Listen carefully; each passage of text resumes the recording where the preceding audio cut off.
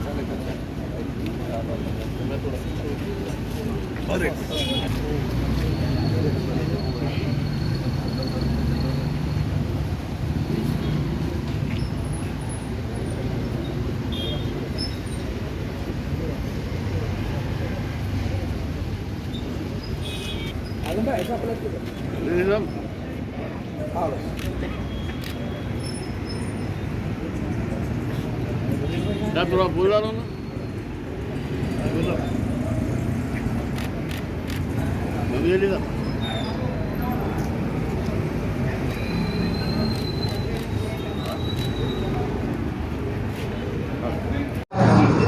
आज मौलाना अबुल कलाम आज़ाद साहब का जन्मदिन हमने बड़ी जोश और खरूश से मनाया। क्यों हो गया? मौलाना अबुल कलाम आज़ाद साहब आज के दिन मक्के शरीफ में पैदा हुए थे। वो बचपन से बड़े होशियार थे और वो 8-9 साल की उम्र में उन्होंने अखबार निकाला था अल हलाल। मीडिया से बहुत अच्छा उनका लगाव था।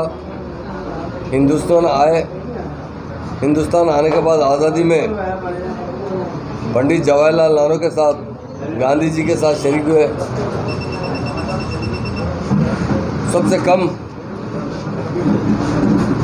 उम्र जो है अगर कांग्रेस के प्रेसिडेंट रहे तो मौलाना अबुल कलाम आज़ाद साहब है। हिंदुस्तान आज़ाद हुआ, उन्हें सबसे पहले वज़ीर तालीम बनाया गया।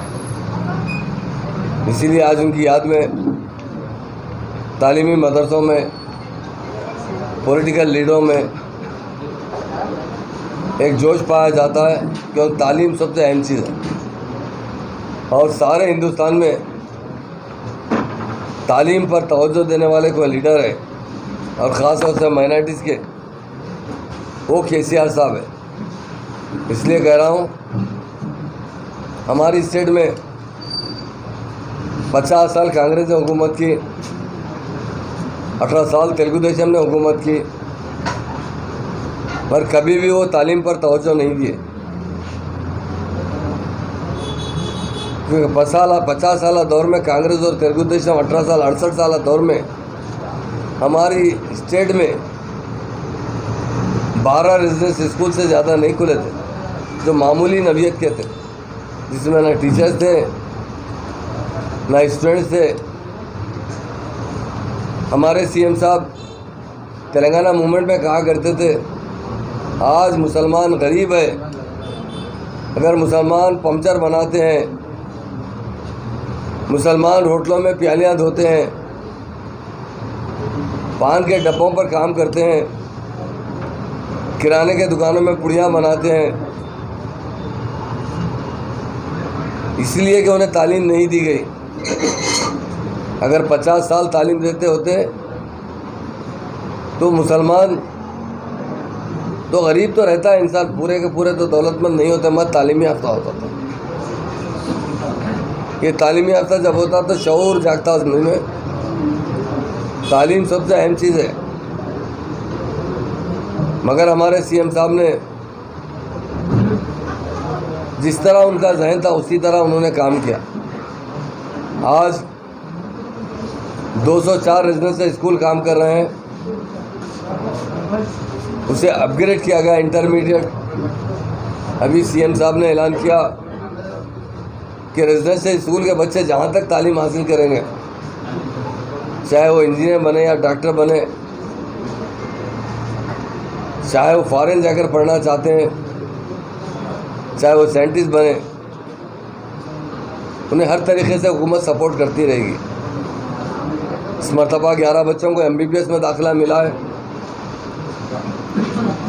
140, 45, 50 बच्चों को तो जो है BDS में दाखिला मिला है।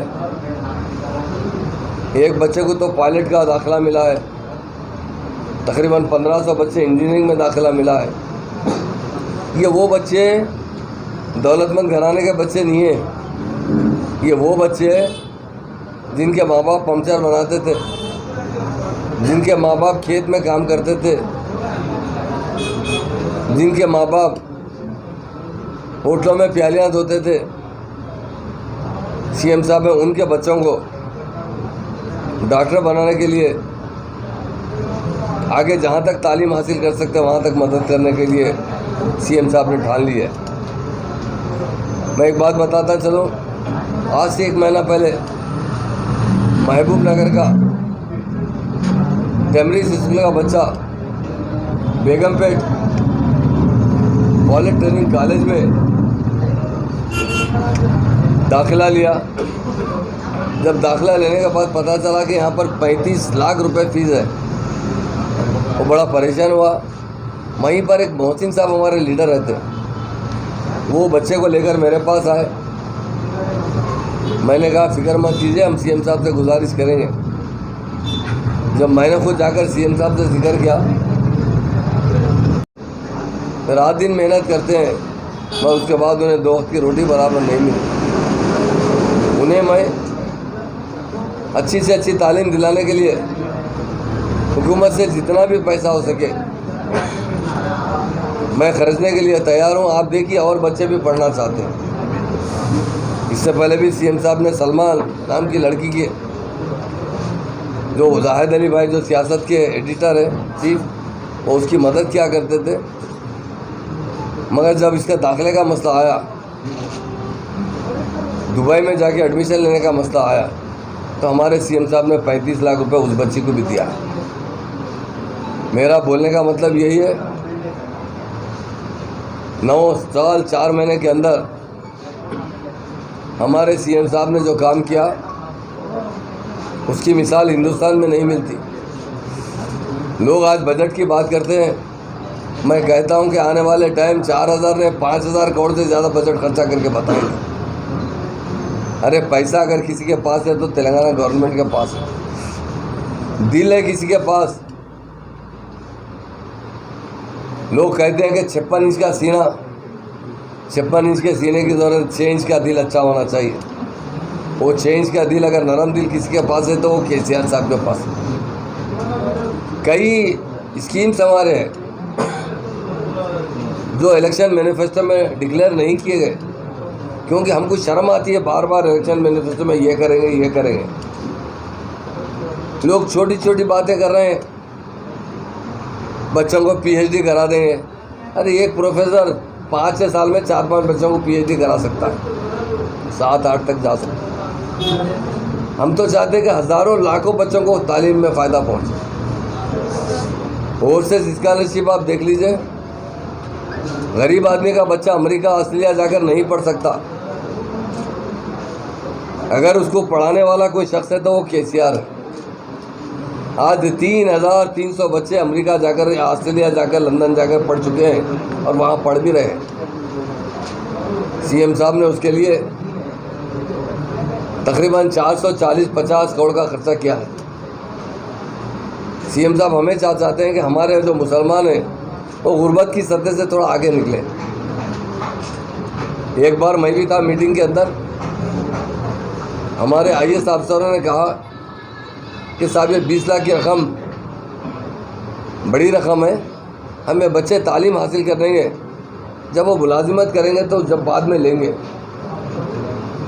सीएम साहब ने कहा हमारे ऑफिसर से मेरा बेटा केटी रामाराव अमेरिका में पढ़ा है, मेरी बेटी कविता अमेरिका में पढ़ी है, मैंने उससे एक पैसा नहीं लिया, तो क्या गरीब माँ बाप से पैसे ले सकता हूँ 20 लाख रुपए? हमें लेने के लिए भी शर्म आना चाहिए। अगर ये बच्चे अमेरिका, ऑस्ट्रेलिया, लंदन, किसी भी कंट्री में अच्छी तालीम हासिल कर लेंगे, खुशहाल बन जाएंगे, तो मेरी एक ही गुजारिश है उनसे, उन्हें अपने अफराद ख़ानदान की किफ़ालत लेना चाहिए, ताकि जो उनके चचेरे, खलेरे, फुफेरे, मुमेरे, तायरे, भाई बहनें, उनकी किफ़ालत लेकर अगर वो उनको पढ़ा देंगे तो कौम सुधर सकती है। आज हम देख रहे हैं इलेक्शन का टाइम है, लोग बड़े बड़े बातें करते हैं, लोग आकर कह रहे हैं कि भाई आने वाले वक्त में और इससे अच्छा करेंगे। मैं पूछना चाहता हूँ, अरे पिछले 10 साल कांग्रेस ने रूल की, पूरे पिछले 10 साल में आंध्र प्रदेश में वो लोगों ने टोटल बजट 10 साल में 2200 करोड़ का खर्चा किया, पूरा टोटल वेलफेयर में, एजुकेशन में, हर तरीके से। और केसीआर साहब ने तेलंगाना के अंदर तकरीबन 11,000 करोड़ खर्चा किया है, 10 साल के अंदर 11,000 करोड़ खर्चा किया है। उन्होंने 2,200 करोड़ खर्चा है। मैं आप मीडिया वाले तो माशाल्लाह नेट पे सब चेक कर सकते हैं, उसका 42% हमारी स्टेट में खर्चा होता, 58% आंध्रा में खर्चा होता। हर शोबेहत में किसी ने उन्होंने खर्चा नहीं किया। आज बजट की बात करते हैं, मैं कहना चाहता हूँ हम जो खर्चा बता रहे हैं ये ऐसे स्कीम्स है, उसको छोड़ कर आसरा स्कीम देते हैं सीएम साहब। साबिका में 75 मिलते थे, बाद में 200 हुए थे। सीएम साहब ने 2116 किया, और आने वाले साल इंशाल्लाह फिर नई स्टेट बनने के बाद हमारी इमीडिएट 1000 बढ़ाया जाएगा। उसके बाद हर महीना हर साल 500 रुपये का इजाफा किया जाए। पूरे पिछले 5 साल में आसरा पेंशन के जरिए 5000 करोड़ का हर एक को फ़ायदा होगा महाना। ये जो बजट बताया जा रहा है इसमें उसका इंक्लूडिंग नहीं है, क्योंकि सीएम साहब एक बात कहते हैं, जनरल स्कीम में तो सबको फ़ायदा होना चाहिए, चाहे वो केसीआर किट हो या आशा वर्कर के ज़रिए प्रेग्नेंट वुमेन्स को न्यूट्रिशन फूड प्रोवाइड किया जाए। अरे पहले कांग्रेस के ज़माने में तो नसबंदी कर देते थे मुसलमानों को, बच्चे ज़्यादा पैदा करते बोलकर, हज़ारों शिकायतें हमारे पास। आज कहाँ गई नसबंदी? कौन से स्टेट में भी हो सकता, मगर हमारी स्टेट में तो नसबंदी नहीं है। नॉर्मल डिलीवरी है, सिजरिन नहीं है। जब नॉर्मल डिलीवरी होती है तो 5, 6, 7, 8 डिलीवरी हो सकते हैं। अगर सिजरिन हो जाए तो 3 से ज़्यादा डिलीवर करना मुश्किल होता है। और सीएम साहब लड़का पैदा हुआ तो 12,000 देते हैं कैश, और लड़की पैदा हुई तो 13,000 कैश देते हैं। साथ में केसीआर किट भी देते हैं, जिसके अंदर 40 आइटम्स है। गरीब बच्चों को भी जॉनसन एंड जॉनसन का पाउडर दिया जाता है, ऑयल दिया जाता है जैतून का, ताकि बच्चों की अच्छी परवरिश की जाए। मैं इसलिए कह रहा हूँ कि तेलंगाना में 2014 से पहले देख लिया आप, अवार्ड देते थे, अवार्ड कौन सिजरिन सबसे ज़्यादा किए, प्राइवेट हॉस्पिटल या गवर्नमेंट हॉस्पिटल। आज वो बर्खास्त कर दिया गया, क्योंकि साइंस सबसे अहम चीज़ होती है हर शोबे हाथ में। मैं एक बात पूछना चाहता हूँ, आप तो बहुत से मीडिया के भाई हैं और बड़े बड़े सीनियर मीडिया के लोग भी यहाँ मौजूद हैं। मैं भी 2014 में तो हुकूमत में आया हूँ, मैं 2001 से सीएम साहब के साथ था। 2014 से पहले हमारी स्टेट का क्या हाल था? अरे करंट नहीं रहता था, शाम हुई कि 4 घंटे ब्रेकडाउन होता था। अरे 10 बार हम जाके इलेक्ट्रिसिटी डिपार्टमेंट ऑफिस पे धरना दिए। तो मैं आज यही आपकी जो प्रेस लिया हूँ इसलिए लिया हूँ, ये बीआरएस पार्टी एक बहुत सेकुलर पार्टी है। केसीआर साहब बहुत सेकुलर आदमी है, वो मुसलमानों से बहुत अच्छी तरह का वाकिफ है। उन्होंने हमेशा एक बात कहा करते थे, जब वो छोटे थे उनके घर में एक रूम हुआ करता था, वो रूम की साफ़ सफाई उनकी माँ करती थी, पोछा पोछी। उस रूम में जो भी मुसलमान बुजुर्ग आते थे उनके लिए जानिमाज बिछाया जाता था, एक रिहाल और कुरान शरीफ रखा जाता था, और बाजू मोरी जिसमें वज़ू के लिए पानी रखा जाता था। ये कोई नहीं करता था, मेरी माँ खुद जाकर करती थी। ये बचपन से सीखे हुए सेकुलरिज्म, तो डेफिनेट उसी सेकुलरिज्म को अपनाए और आगे भी अपनाते रहेंगे। इसलिए मैं तमाम मेरे मुस्लिम भाइयों से मैं गुजारिश करना चाहता हूँ, ये अफवाहों पे ध्यान मत दीजिए। आज हमारी स्टेट बहुत अच्छी चल रही है, कोई दूसरा आ जाएगा तो पूरा अतल पतल हो जाएगा।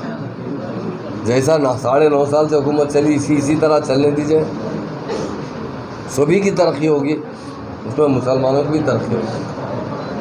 हिंदुस्तान में अगर किसी जगह अमन है वो तेलंगाना स्टेट में अमन, इसके अलावा कहीं नहीं है। 1-2 दिन से कुछ लोग व्हाट्सएप पे कोई मदरसे को नोटिस आ चुकी थी, उसका हवाला दे रहे थे, वो हमारा नहीं है। सेंट्रल गवर्नमेंट से नेशनल चाइल्डहुड डिपार्टमेंट की तरफ से एक लेटर आया था कि ये दीनी मदरसों में कितने बच्चे पढ़ते हैं, कौन कौन बच्चे पढ़ते हैं। क्योंकि आपको मालूम है ना, वो दिल्ली के अंदर कोई सीमा लड़की आई हुई है पाकिस्तान से, वो कहा नेपाल से फिर के आ गई। तो पॉलिसी के तहत तो लोगों ने क्या, हमने इमीडिएट बोल के रुका दिया गया, हमें ज़रूरत नहीं है हमारी स्टेट के अंदर। अब ऐसे टाइम थोड़ा बहुत हमारी चूँकि इलेक्शन कोड रहता है, जो लोग यहाँ पर कुछ ना कुछ लोगों में गुमराह करना चाहते हैं, ऐसे कुछ ना कुछ व्हाट्सएप या नोटिस देते हैं। हम हमारे उलमाओं से अपील करते हैं, हम मर जाएंगे कट जाएंगे, मगर कहीं यहाँ पर दीन के लिए किसी जगह रुकावट का मौका नहीं देंगे। मैं एक बात छोटी एग्जांपल देना चाहता हूँ।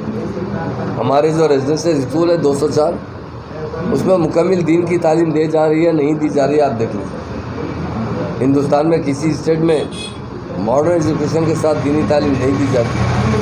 हमारे पास हर खरीफ के मस्जिद के इमाम साहब को तकर्रुर किया गया, उन्हें अपील गुजारिश की गई कि आप आइए, रोज़ बच्चों को 1 घंटा दीन की तालीम दीजिए। ये सिलसिला जारी रहेगा।